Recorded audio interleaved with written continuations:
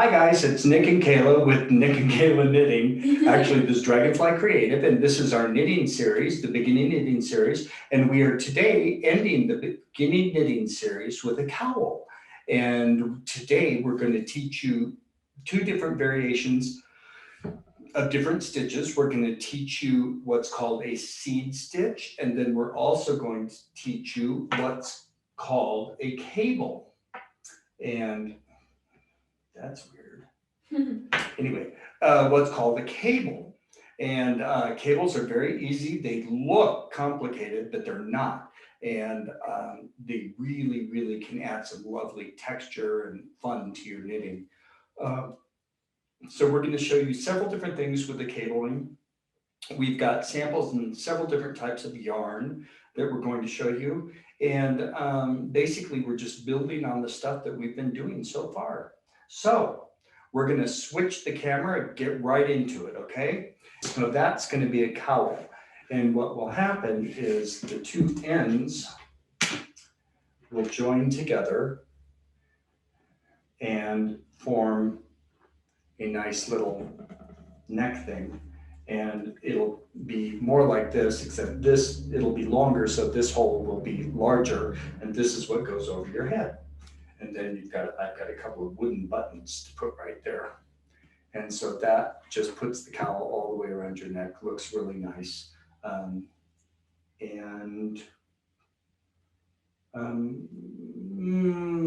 think Kayla's thinking of a different way of joining them.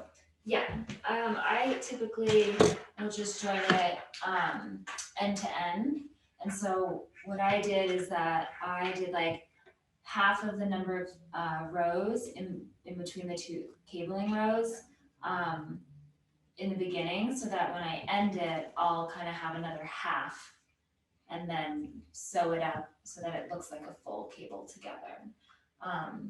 So this is the spot where a cable, and I'm on a cable row right now for the next one, so I can show you what that means. Leading up to it is the seed stitch that Nick mentioned, and it's basically just knitting and purling like the ribbing, but instead of lining them up, you're actually just switching every row what you're doing. So I kind of took Nick's suggestion and decided to slip at the beginning of each round. And so I'm starting with a slip, and then the next one is a knit. So I'm actually going to purl. And then the purl, you do a knit, and it makes it this nice like bumpy spread out pattern instead of the stretchy ribbing, but you're still just knitting and purling in this situation. And I put an odd number of stitches because I felt like that can kind of help you sometimes just keep on track with the seed stitch, because you're trying to shift things, and sometimes the odd number will help you just do that naturally. So now I have reached the 6 stitches that I'm going to be using to cable. You can use as little as 2, but if you're going to be doing 2, there's other ways to twist a stitch without having to do a full-blown cable. But sometimes you'll do like 4 stitches and then it's 2 and 2, or 3 and 3, or even 4 and 4, but I find that 3 and 3 works pretty well. So I like to do a stitch that's cabling in the back. I find that to be a lot easier than having it held in the front. Sometimes you're going to want to do that, but I think for just starting out to get the concept, it's easier to do the back. But as you can see, I just slipped 3 stitches onto this extra needle, this double pointed, or if you have a cabling needle specifically, you can use that. And then I'm going to skip over those for now and hold them in the back. And I'm just going to knit the next 3. And this is where, once again, you're going to want to kind of be a little snug so it doesn't like have too much of a gap, but you don't want to be obviously too snug that it makes it harder to knit.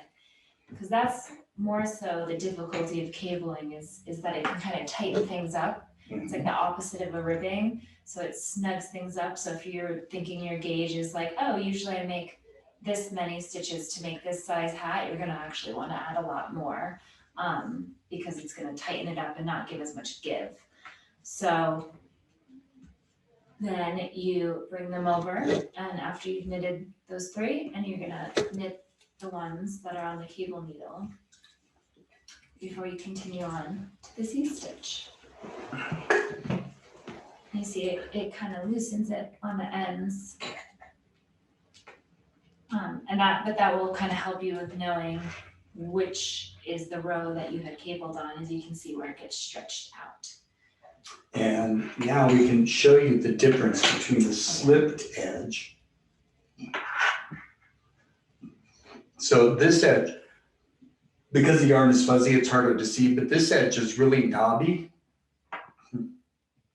And it has like these wonderful little bumps on the edge, which is nice texture.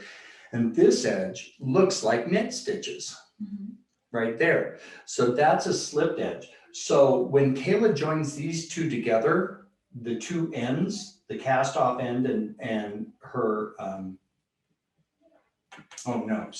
this is allows for, it's just a very neat looking finish.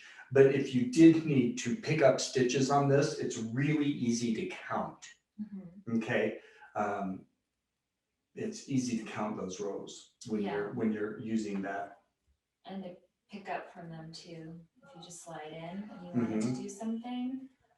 Like say if I had made this less of a wide C-stitch and then I wanted to maybe like pick up and just do a little something else on either end with a different yarn, you could do that. Like a scallop? Yeah, like a little scalloped edge. You could pick that up so you could do it a little bit less, or if you want it to be that wide.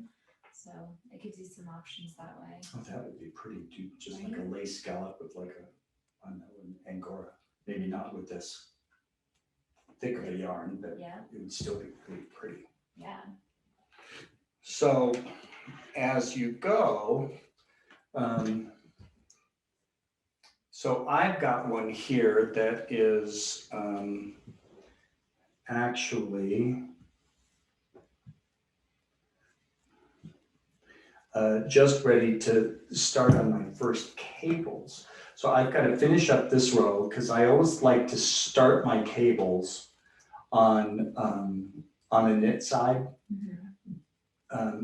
Technically, you could start them on any side you want.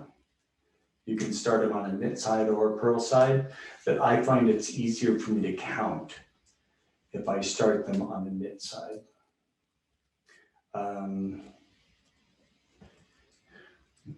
So on this, I actually have 18 stitches. So I've got 6 seed stitch and then